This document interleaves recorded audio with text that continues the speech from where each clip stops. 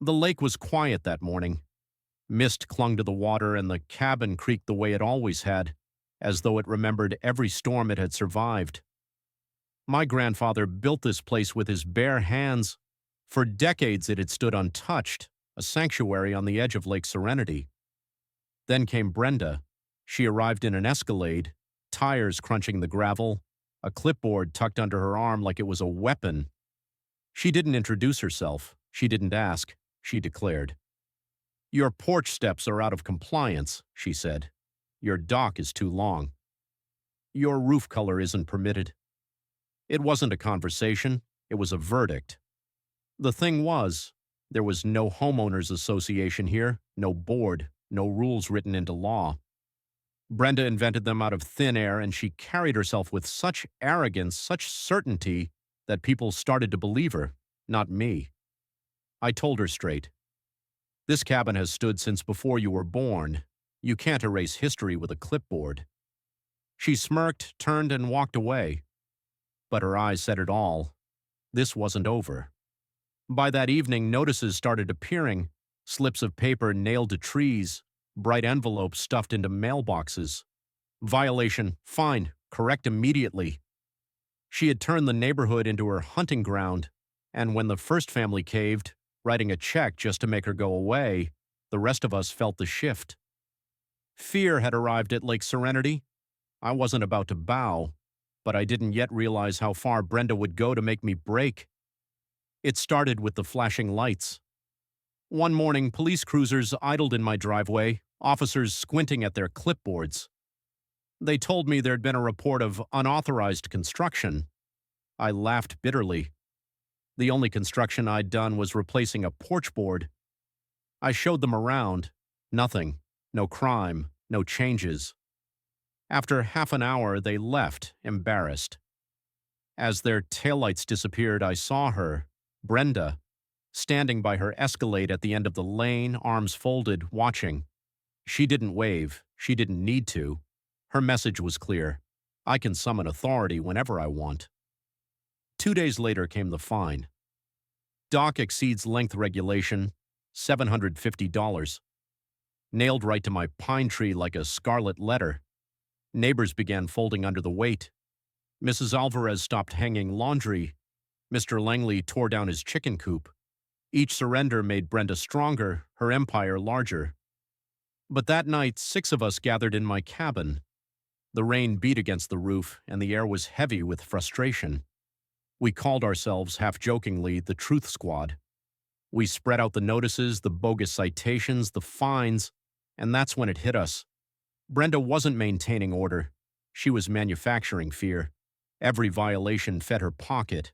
Every paid fine gave her leverage. I told them, she has no authority, no legal grounds. If we don't fight back, she'll own us all. Eyes lifted, heads nodded. For the first time, the lake wasn't quiet with fear. It hummed with defiance. We had no idea how far she would go to crush that spark. Brenda escalated fast. My mailbox was smashed. Tires slashed in driveways. Anonymous calls filled the night. Silence heavy on the other end. Flyers appeared around town, painting us as radicals. But with every attack, our circle grew. Neighbors who once kept their heads down joined the fight. Fear was turning into fuel. We dug into county records. We traced her shell companies, her rental scams, her fabricated HOA bylaws. And then one night, deep in the courthouse basement, I found it, the weapon we needed. A trust, signed decades ago. My grandfather's name inked across the page. It proved something staggering. Brenda's crown jewel, the mansion on the hill, the one she paraded as her seat of power, wasn't legally hers at all. It belonged to the same trust that gave me my cabin. When I showed the document to the group, the room went silent. Then Mr. Harris spoke, voice trembling.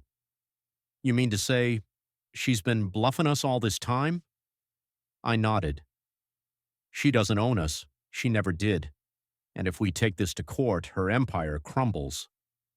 That night, the Truth Squad became more than a whisper of resistance. We became an army of truth. And as Brenda watched from her mansion, her grip tightening, she didn't know the storm she had unleashed, because this time we weren't just defending our homes, we were coming for hers. The town hall smelled of coffee and damp coats. Every folding chair was filled, every eye waiting for the fireworks they knew were coming. Brenda swept in first, heels clicking, red blazer sharp as a blade. She carried herself like a queen walking into her throne room. She began with venom dressed as honey. Friends, I know you've heard rumors, lies really. People who don't want order, who want chaos at our lake. I'm here to protect your property values, your safety, your future. Murmurs of agreement rippled through a few loyalists. She smiled. She thought she had won. Then I stood. My heart hammered, but the trust document burned steady in my hand like a torch. Order? I said, my voice carrying. You call it order when you slash tires, smash mailboxes, and fine widows for hanging laundry?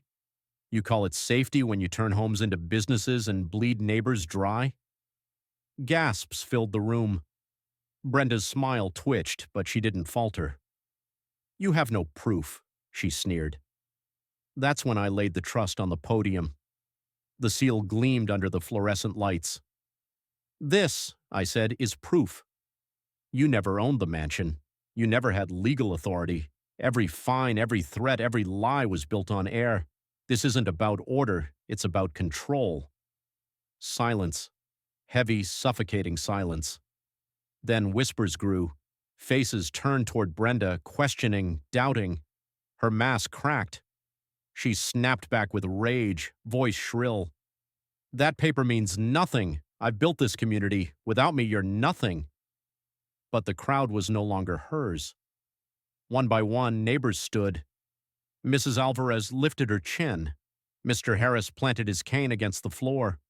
The Truth Squad was no longer hidden in shadows. We were standing tall, united, undeniable. Brenda stumbled, eyes darting, searching for an escape. The Queen had been stripped of her crown. The county clerk's office moved faster than any of us expected. Within weeks, investigations began. Brenda's shell companies unraveled like rotten thread. Rental licenses revoked, fraud exposed. Her empire collapsed piece by piece until the Escalade that once roared into our driveways sat silent, repossessed. The mansion she flaunted became evidence in a courtroom, its windows dark, its doors locked. And Brenda, the woman who once ruled Lake Serenity with fear? She stood in front of a judge, stripped of her power, her empire reduced to ashes. Neighbors returned to their lives. Laundry fluttered on clotheslines again. Chickens clucked in Mr. Langley's yard. Children laughed on docks that no longer bore warning signs. As for me, I sat on the porch of my cabin, the mist rising off the lake just as it always had. The same porch Brenda once said was out of compliance. It creaked beneath my boots, steady, timeless, unbroken. Lake Serenity had survived the storm, not because of one man, not because of a single document, but because a community chose truth over fear.